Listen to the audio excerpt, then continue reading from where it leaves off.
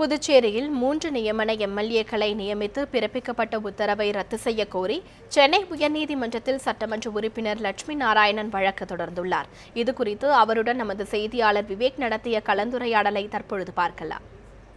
புதுச்சேரியில் நியமன எம்எல்ஏக்கள் விவகாரம் தொடர்பாக மத்திய மாநில அரசுகள் விளக்கம் அளிக்க வேண்டும் என்று உயர்நீதிமன்றம் நோட்டீஸ் அனுப்பியுள்ளது.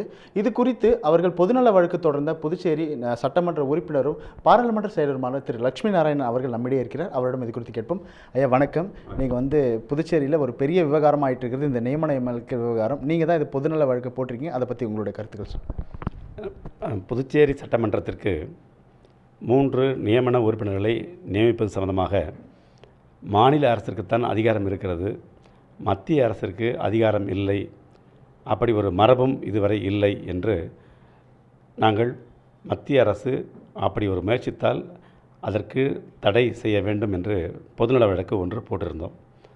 கடந்த 26ஆம் தேதி அந்த வழக்கை தாக்கல் செய்திருந்தேன். அதற்கு பிறகு 29ஆம் தேதி அந்த வழக்கு விசாரணைக்கு வந்தது.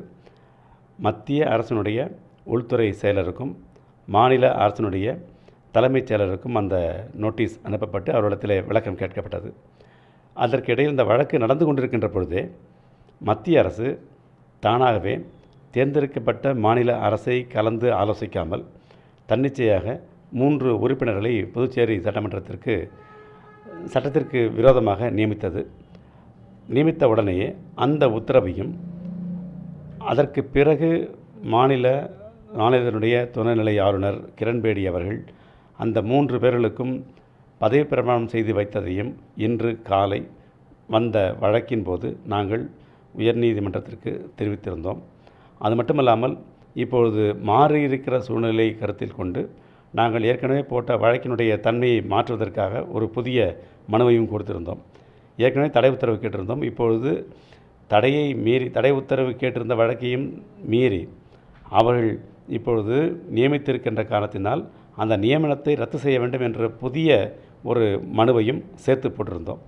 அதற்கு அந்த புதிய மனுவில் மத்திய அரசினுடைய உள்துறை செயலர், அந்த ஆணையில் கையெழுத்து போட்டிருந்த மத்திய அரசினுடைய உள்துறை இணைச் செயலர், இப்பொழுது மாநிலத்தினுடைய தலைமைச் செயலர், இப்பொழுது புதிதாக உறுப்பினர்களாக பதவியேற்றுக் கொண்டதாக சொல்லப்படுகிற அந்த 3 பேர்களுக்கும் சேர்த்து உயர்நீதிமன்றம் எங்களுடைய வாதத்தை வைத்து அவர்களுக்கு விளக்கம் கேட்டு நோட்டீஸ் அனுப்பியிருக்கிறது.